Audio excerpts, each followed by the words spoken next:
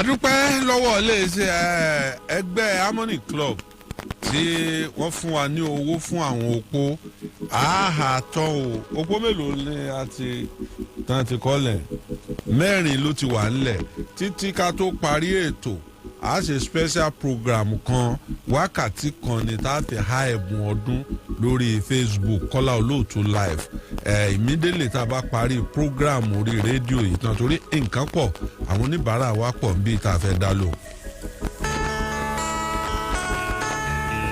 tọ́mọ rẹ kó lè bá a fún ọ nísinmi ọmọ tá a bí tá a kọ́ ìní ògbélé tá a kọ́ tà lẹ́yìn ọ̀la o ẹ wọ̀ ọ̀pọ̀lọpọ̀ ilé ọlá tó dahoro ń lù ú Ìbàdàn ọmọ ẹni ní jogún ẹni bá a bá kú wọn níná kú ó fẹ́ẹ́rù bojú ọ̀gẹ̀dẹ̀ kú ọ̀fọ́mọ ẹ̀rọ pò báládì ò sí nlé ọmọ ẹni ní jogún ẹni.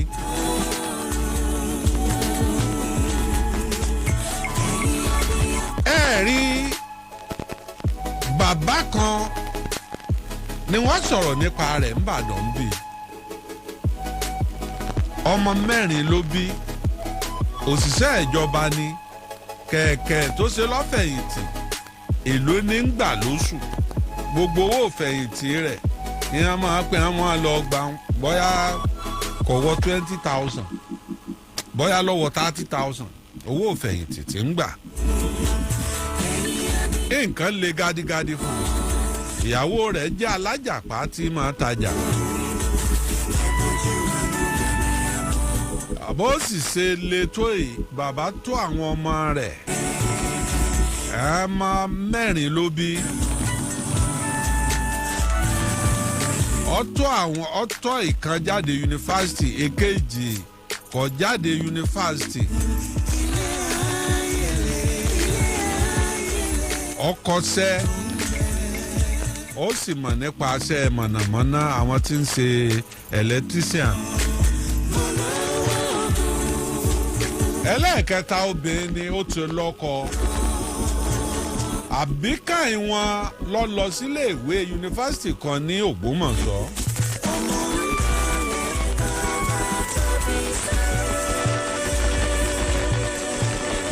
ṣùgbọ́n bọ́ bá dé ẹ̀ẹ̀kọ̀ọ̀kan ní máa wálé ó ti máa yọ wọ́n lẹ́nu òkè rówó gbà. ìjísọ̀ ọlọ́run tí a rí ni wípé bí ọba tún wálé yóò sì fún bàbá àtìyá rẹ̀ lówó mọ́mì mi ẹ gbà ẹ máa fi jẹun dádì mi ẹ gbà bí bàtà bá dà yóò sì rà fún bàbá rẹ̀. ọmọ yóò gbàgbà fọ̀ ọ́ ń kásọ̀ wọ̀lú kílẹ̀ ní ọ̀sẹ̀lẹ̀. kò sí ní tí ọ̀sẹ̀lẹ̀ ju wípé ó ti ń dọ́gbọ́n tí ó.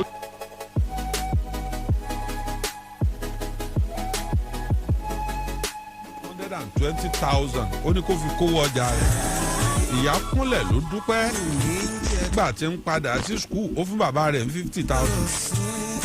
bàbá wa pé níbo ló ti rówó yìí èmi ò fẹ́ o tó o bá sọ bí o ti rówó fún mi. torí wọn ò fọmọkọ́mọ wọn ò rán oníṣẹ́kíṣẹ́ o. ọmọ wa rẹ́rìn ọlọ́rẹ́ wọn kan táwọn jọ ń gbé yàrá.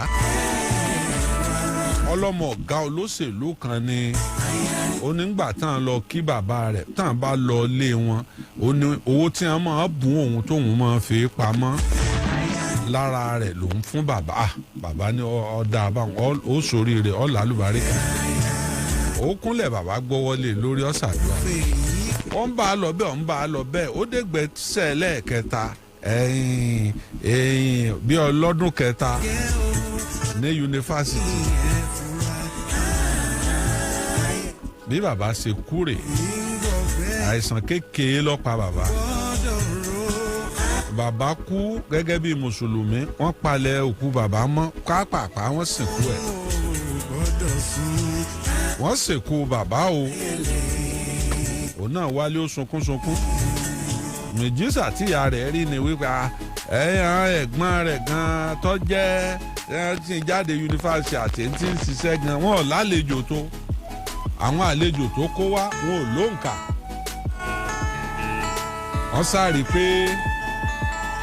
wọ́n sáré wípé mọ́tò kún gbogbo òta wọn rẹpẹtẹ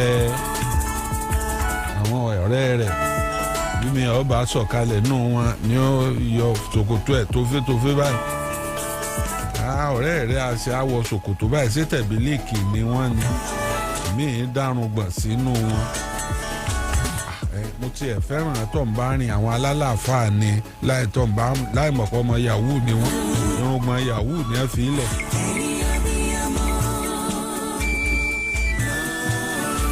nígbà wọn ń lọ lónìí màmá mi ẹ má sunkún ẹ má bara jẹ́ o ibi bàbá ò lè tọ́jú yín dé wọ́n tọ́jú yín jù bẹ́ẹ̀ lọ ẹni tí ó fún mọ́ ìyá 20,000 ẹni tí ó fún ìyá 20,000 ẹni tí ó fún ìyá 10,000 gbogbo owó tí wọ́n tún dájọ́ fún ìyá ọ̀n lọ bí 150. ọmọ yìí bá dé gbogbo ẹ̀ ládé ẹ pàdé kí ló dé lọ́ba kọ́ bà kò lọ́ba fún ìyá $200 ó ní kọ́sẹ̀ papọ̀ kówó ọjà rẹ̀ ó lè rú gọ́gọ́. ìyá níbi tó ọ̀ràn mi wọ́n bọ̀ débẹ̀ gbàrà tí ìyá parí opó ọwọ́ àwòlẹ̀ méjì ńgbà tí ń sopó gbàrà tí ìyá parí opó ni ọmọ bá jẹ́wọ́ fún un ìyá mi àwọn tá a jọ wá àwọn ọ̀rẹ́ mi tá a jọ rìn àwọn ọmọ oníyàwó ni ṣé wọn èé pààyàn bẹ́ẹ̀ ni wọn èé pààyàn tí èso lè tí èso owó ìjọba lẹ̀ ń jẹ́ rárá o àwọn òkè òkun owó kan tó ti wà nílùú èbó owó tí wọn ọ̀rẹ́ ni tí ó gbà làwa ń gbà gbogbo owó nàìjíríà tí wọn kó lọ ń jọ̀hún làwa là ń gbà padà ọ̀kárì bàbá ọkọ mi. níta wí pẹ́ ẹ wá wò ó mọ́ mi iṣẹ́ wa ò ṣe fojú lásán ṣe o gbogbo àtẹ̀rí ni wọ́n ní ìyá tí ìyá wọn bá wọn rìn ìyá wọn bá wọn rìnrìn àjò èmi náà bọ̀ rìnrìn àjò kí ni mò ń wá. ní sálíbà kónú lọ́ba wọnú ilé lọ́ba ìró àti bùbá ọ̀yà àgbègbèsẹ̀ ọ̀nà méjìlá dé lónìí. wọ́n kọ́kọ́ dé ọ̀dọ̀ ọ̀yà ọlọ́sùn kan oore yèyé o ẹ máa wọlé ẹ lẹ́ ọmọ yín tí mo wí nì.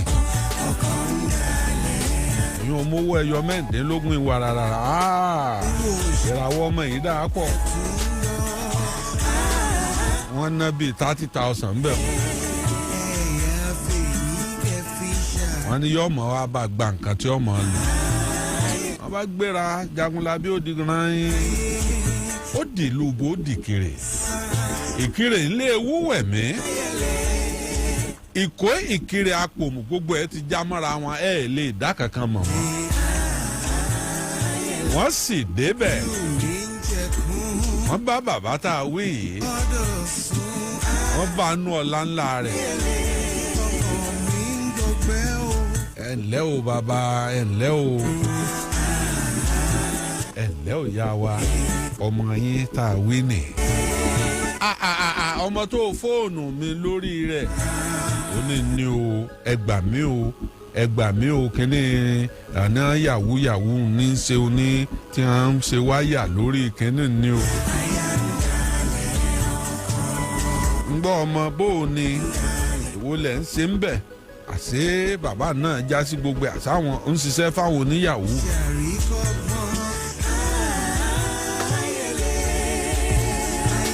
babaláwo ń bi léèrè pé ibo lo tí ń róòlù ṣé kinní kan ẹ̀sáìtì wo ló ń lò. àwọn ní bàbá ṣe é dá mọ̀ ni gbogbo ẹ̀ ní àwa náà ń gbọ́ ń pa rẹ̀.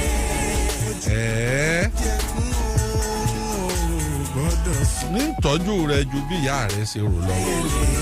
bàbá mi wà aráyè skul ni mo mọ̀ wà púpọ̀ Ògbómọ̀ṣọ́ mọ̀ wà ṣùgbọ́n mọ̀ mi ọmọ wa gba nǹkan tẹ́ ẹ bá fẹ́ wà mí. wá gbọ́ gbogbo nǹkan tá a lè sọ fún mi o àwọn nǹkan míì wà tó fẹ́ lò tá a lè gbéran ìyá rẹ̀ tí ó di dandan kọ́ ọmọ wa. bàbá ń fún yín fóònù nọ́mbà mi ẹ máa bá ń sọ ẹ sá pé mọ́ mi ọ wá gbà wọ́n wá gbé bá mi ń skul ṣé bí kẹ́mi ó ti mọ bí ń ṣe lò ẹ ṣàlàyé ẹ̀ fún mi ó ló ti tán ọ̀kárí ọmọ àgbà.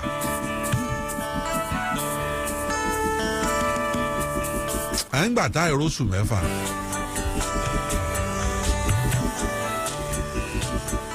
òun àtọ̀rẹ́ rẹ̀ wọ́n hìtì owó kan àwọn ọ̀rẹ́ rẹ̀ mẹ́rin wọ́n jọ hìtì owó kan owó ń bad ó súnmọ́ $1 million. lówó bá di jábújàbú wọn ráyè lọ sùkúù mọ́ wọn ráyè lọ iléèwé mọ́ èyí tí ọ̀rọ̀ alẹ́ lẹ́kẹ̀ tí ọ̀rọ̀ alẹ́ ajá tí ọ̀rọ̀ alẹ́ gbà tí ọ̀rọ̀ alẹ́ àwò tí ọ̀rọ̀ alẹ́ sí olúyọ̀lé tí ọ̀rọ̀ alẹ́ sí bódìjà tí ọ̀rọ̀ alẹ́ wọ́n gbóríṣiríṣi ibi tó sòdó wọ́n ra lé tá a rí tí wọ́n kọ́kọ́ jẹ́ mùjísà bó ṣe gbé mọ́tò tuntun gbọlọ̀jọ̀ mọ́tò tó gbẹpin ọba fi dẹ́fà lé mú fún tí ọmọ wà yín ní ìmọ̀ mi gbogbo bí ẹ bá fẹ́ lọ mọ́tò yín ni. Bàbá ọkọ mi.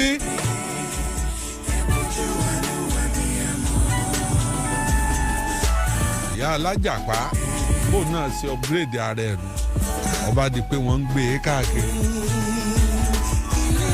mọ́tò tuntun bọ̀ lọ́jọ́.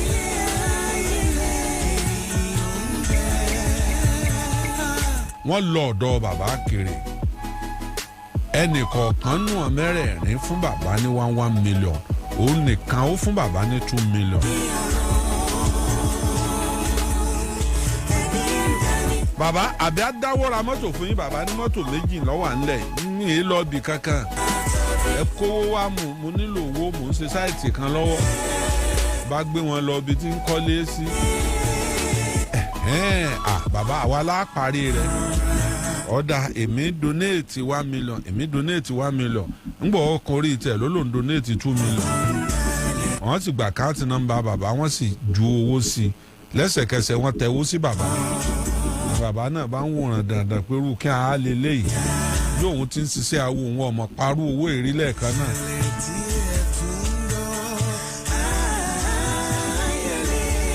bàbá ní kò wọ́n padà wá wọ́n bọ́ sọ̀rọ̀ lórí fóònù. tọ́ ọmọ rẹ kó lè bá a fún ọ nísinmi ọmọ tó bí tọ̀ọ̀tọ̀ ni ó gbélé tọ́ kọ́tà lẹ́yìn ọ̀la. ó sì pé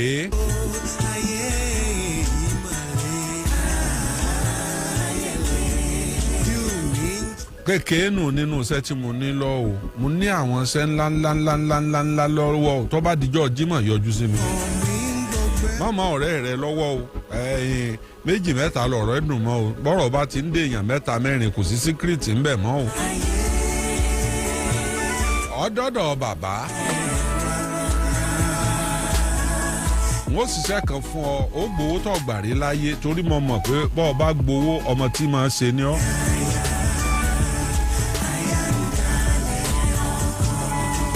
iṣẹ́ tí ń sì ṣe fún ọ iṣẹ́ tó kọ̀nfàmù ni.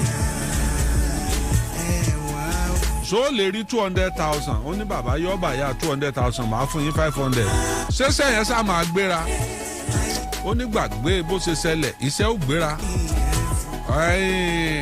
ó ní kó ṣeré lọ kó padà wá bọ́ bá jáde lọ kó lọ ibi tí wọ́n bá ti ń ta ẹran kó béèrè pé òun fẹ́ rọ kàn ẹran bẹ̀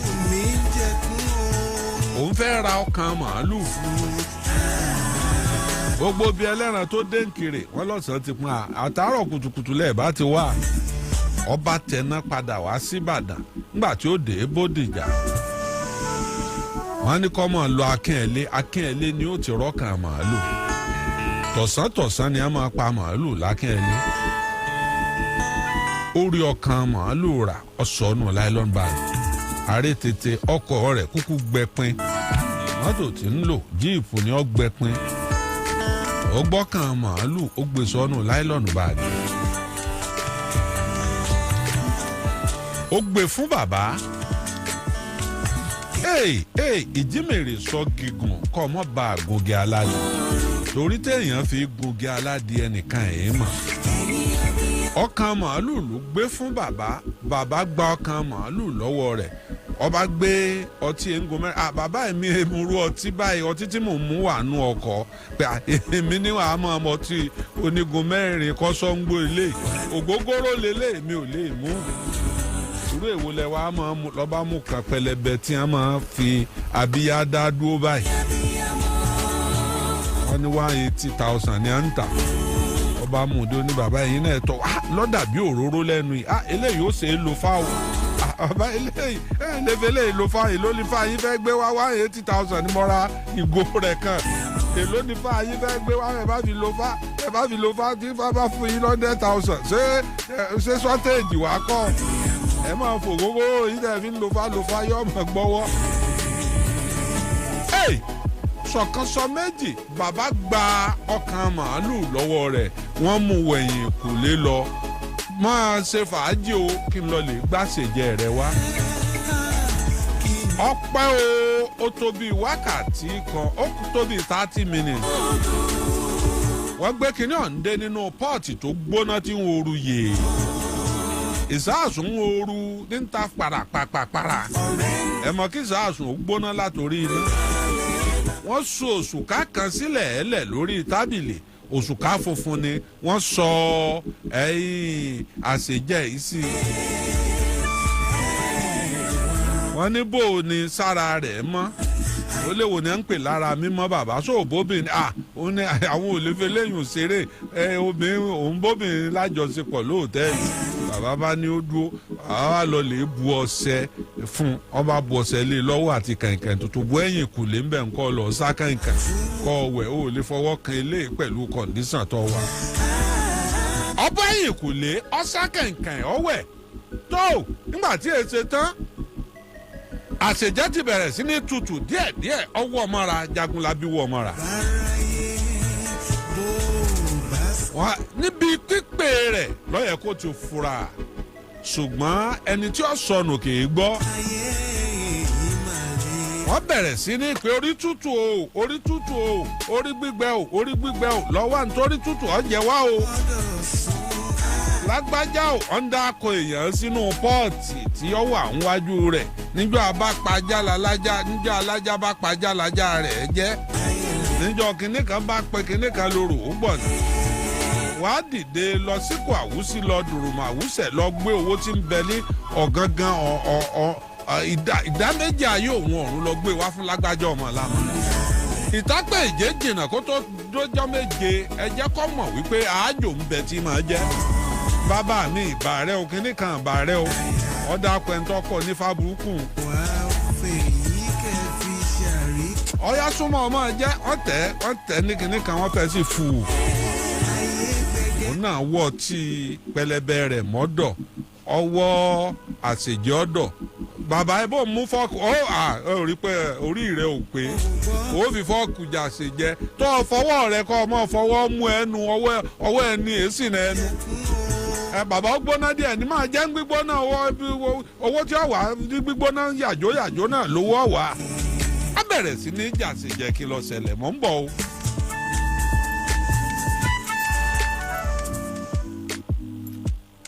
Lagelu FM 96.7. A tún ti gbede o. Ẹ wá bá wa ra o. Tí pọ́ǹpì ló gbede o. Ẹ wá bá wa ra o. Òdodo ọ̀rọ̀ ni Zipompi concept onílẹ̀ ìfọ̀kànbalẹ̀ sí ìpínlẹ̀ ọdún fún gbogbo olóríire. Lọ́dún yìí ìwọ náà gbọ́dọ̀ ralẹ̀ o máa kọ́lé.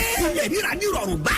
Ilẹ̀ wa tó wà Mọ́níyà àtẹlẹ́ tó wà Lágùn tó Emele tó wà Nílàjì. Ẹ bá ti ralẹ̀ plọ̀tì kan ní 850,000 naira péré. Ẹ ti láǹfààní láti gba símẹ́ǹtì 40 àpò 40 bags of cement lọ́fẹ̀ẹ́.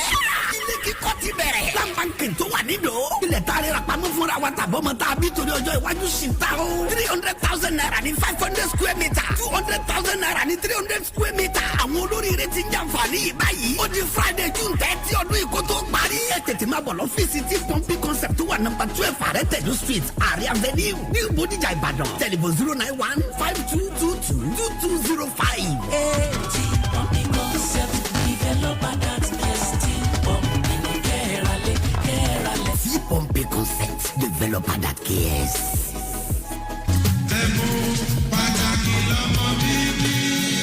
Unique fertility ọlọ́run dáhùn gbogbo fún ìlú àwa ẹ̀dá. Unique fertility dé wọ́n ti kó wọ̀lú látòkè òkun. àwọn èròjà tó mú àlàáfíà bá àgọ́ ara tó mára bọ̀ sípò mára jí pépé.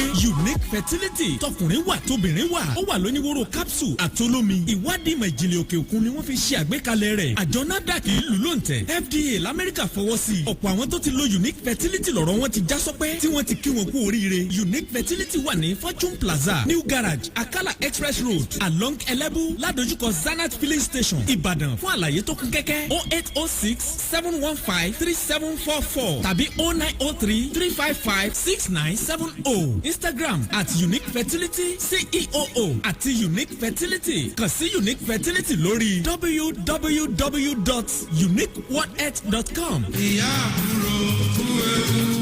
Unique Fertility ló wá sí rẹ́rìn ayọ̀ nígbẹ̀yìn. ẹ̀yin ọmọ Ọlọ́run o. Jésù ẹni tó ń ṣiṣẹ́ agbára. Látọ̀ wá bọ́sù SMO Mustapha JP Bàbá Ṣẹ́bí Ọba. Ó fẹ́ ṣiṣẹ́ ìyanu, ìtúsílẹ̀, ìgbéga, ọ̀nà àbáyọ lọ́sẹ̀ eléyìí o. Ìwọ náà wà nírìírí iṣẹ́ agbára ẹ̀ lọ́jọ́ Sunday. Nínú ìsìn ológo. Láago 8 òwúrọ̀ sí 11 àbọ̀. Wá wo bí Ọlọ́run ṣe ń tú àwọn èèyàn rẹ̀ lẹ̀. Ọjọ́ Wednesday ní ìpàdé ẹ̀tọ́ àbájẹ̀mú yẹn. Agbára láti ṣe bí ọba. Aago 9 òwúrọ̀ sí 12 ní. Ọ̀pọ̀ àwọn èèyàn tí ìrètí ti pín fún ní àṣẹ ti balẹ̀ o. Wọ́n ti ń dáre rẹ̀ ṣe ní gbogbo ọ̀nà. Àti nínú ìṣòro lọ́jọ́ Friday. Bẹ̀rẹ̀ láago 11 àṣálẹ́. Ọ̀pọ̀ wòlíì májẹ̀mú àti àwọn olórí ẹ̀mí ló máa ń pẹ̀lú àpọ́sù SMO Mustapha JP. Bàbá ṣe bí ọba ṣiṣẹ́ ìránṣẹ́ o. Má jẹ́ kí iṣẹ́ mi àti ìyanu tọ̀sẹ̀ yóò fowó náà rú. Darapọ̀ mọ́ àwọn ọmọ Ọlọ́run ní ìjọ Seed of Christ Golden Church International. Láti ọ̀rẹ́ mi jẹ́ Express tàbí Airport Road. Ẹ sọ fún ọlọ́kadà pé ọjà Orísun bá nílẹ̀ lọ níbi òbí. Ẹ sọ̀kalẹ̀ ní ṣe bí ọba bus stop. Àṣẹ àtàgbàdà tó máa mú ọjà bí ọba. Ó máa bàlẹ́ olórúkọ Jésù. Katawa Properties Limited. Akọ́rẹ́dé òwe wàrálẹ̀ 50% discount ìdajì owó lẹ̀ ó san fún ilẹ̀ plọ̀tì kan.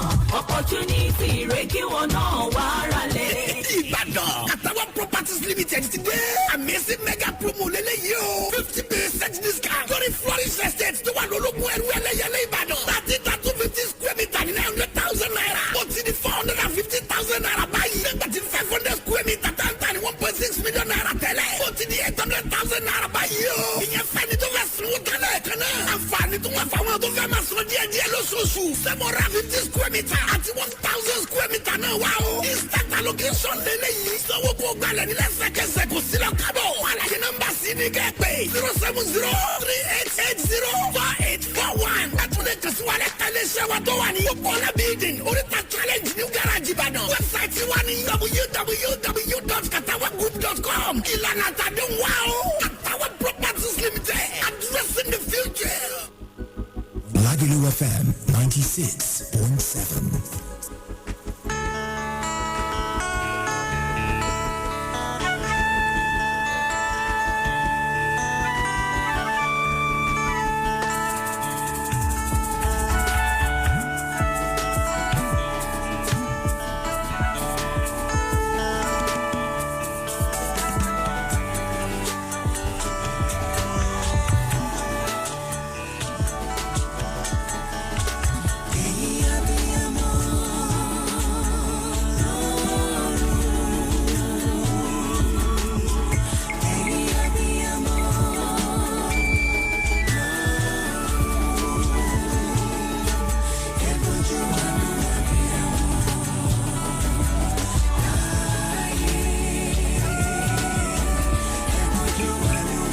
Akọ́láwọlé ìwọ̀fà rọ́bà lọ́nà lọ́ba bú ẹkún olórí ẹni ọ̀bá jọba àbájọ àbáyọ̀.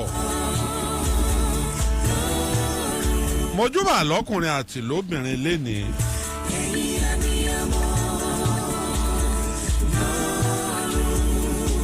Katawa Properties máa wọlé. Àwọn eléyìí wọ́n ti ń ṣòwò ilẹ̀ títà nígbà tí ilẹ̀ tí iṣẹ́ ilẹ̀ le gan.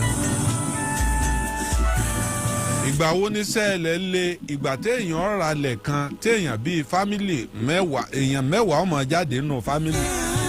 Yàtọ̀ fún sìn tíjọba ti dá sí tí wọ́n gbófin jáde pé fámìlì tó bá ṣe yẹn gbogbo yín wọn ó jù ẹ̀wọ̀n. Àwọn eléyìí ní lọ́ọ̀yà tí wọ́n kọ́ wọ́ gbogbo èèyàn bọ̀wé. Ẹ̀mí wọn bá ra lẹ̀ lọ́wọ́ rẹ̀ tó bá padà tó bá epo rí ìwọ̀n yí. Akọ́láwọlé Olóòtú ọmọ yìí jẹ́ gbogbo àṣejẹ rẹ̀ tán sọ́wọ́ gbọ́wọ́ ni àbí ọ̀gbọ́wọ́ ìyá ẹ̀ ń kọ́ babaláwo ẹnu mi wọ̀ torí ẹni tí wọ́n ń pè ní babaláwo lẹni tí bá ń dá ọ̀pẹ̀lẹ̀ tí bá ń kẹfà bàbá tá a wí yìí kì í ṣe babaláwo ó ń ṣègùn ìbílẹ̀ pọ́nbélé ní nìkéré kí ló ṣẹlẹ̀ lẹ́yìn ìgbà náà àwọn àlejò mi máa pọ̀ o ẹ jẹ́ ń fún ọ láàyè náà tá a bá ráàyè padà wá wọ́n sọ ṣùgbọ́n tá a bá ráàyè padà wá ẹ jẹ́ àfi gbogbo ẹ̀ sí alẹ́ rẹ bẹ́ẹ̀ ó wù mí kẹ́ ẹ gbọ́ kanlẹ̀ torí ǹdẹ́ èèyàn ó fi kọ́gbọ́n ni mo fi sọ pé kọ́mọ rẹ o tọ́ ọmọ rẹ kó lè bá a fún ọ nísìnyí o.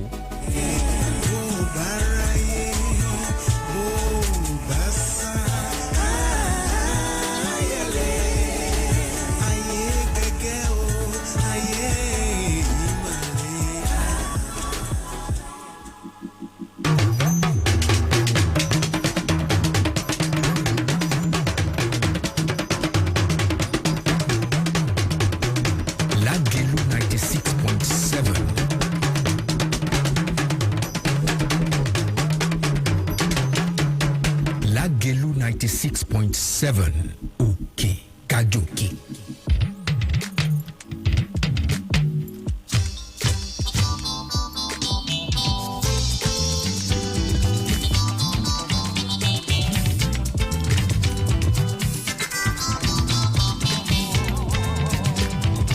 mo fẹ́ tú kẹ̀kẹ́ tí wọ́n ń pè ní ilẹ̀ rírà léni kàtàwà ẹ̀ mọ̀ wọlé.